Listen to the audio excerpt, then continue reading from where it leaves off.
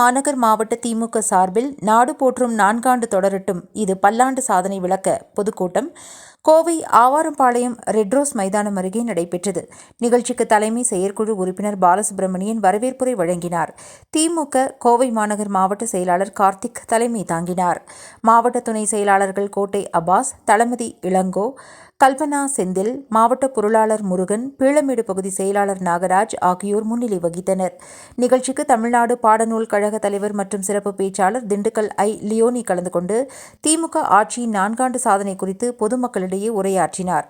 இந்நிகழ்வில் தலைமை கழக நிர்வாகிகள், பகுதி செயலாளர்கள், பொதுக்குழு உறுப்பினர்கள், மண்டல தலைவர்கள், நிதிக்குழு தலைவர்கள், தலைமை கழக பேச்சாளர்கள், அறங்காவலர் குழு, மாவட்ட அணி அமைப்பாளர்கள், மாமன்ற உறுப்பினர்கள், வட்ட செயலாளர்கள் ஆகியோர் கலந்து கொண்டனர். இறுதியில் 28வது வட்டக்கழக செயலாளர் மோகன்ராஜ் நன்றி உரை வழங்கினார். இறை பக்தி உள்ளவர்கள் தான், அந்த மாசாணியம்மன் மேல நம்பிக்கை உள்ளவங்கெல்லாம் இன்னைக்கு உண்மையிலேயே அந்த மாசாணியம்மன் அந்த கொடூர அரக்கர்களை தண்டித்து 9 பேருக்கு சாகும் வரை ஆயுள் தண்டனை பெற்றுக் கொடுத்த நம் தலைவர் மு.க. ஸ்டாலின் தாயா உண்மையான பெண்களின் பாதுகாவலர். இன்னைக்கு பார்த்தீங்கன்னா அந்த பெண்ணு கம்ப்ளைண்ட் கொடுக்குறாங்க. 11 நாள் அந்த கம்ப்ளைண்ட்டுக்கு எந்த ரெஸ்பாண்டும் பண்ணாம போலீஸ் ஸ்டேஷன்ல இழுத்தடிக்கிறாங்க.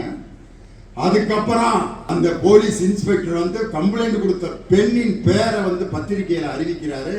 அந்த சொன்ன புள்ள பயந்து நடுங்கி தெரியாம சொல்லிட்டோம் போல இருக்கு, ஐயா மன்னிச்சிருங்கன்னு ஓடி ஒளிஞ்சிருச்சு.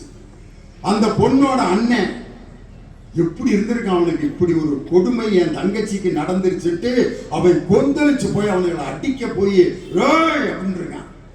அவனை அடிக்கிறதுக்கு ஒரு அதிமுக அம்மா பேரவை தலைவர் பார் நாகராஜங்கிறவன் அந்த பெண்ணினுடைய அண்ணனை அடித்து துன்புறுத்தினதுக்கு அவன் மேல வழக்கு பதிவு செய்து அடுத்த காலையில அரெஸ்ட் பண்றாங்க. சாயந்தரம் ரிலீஸ் ஆகிறாயாங்க.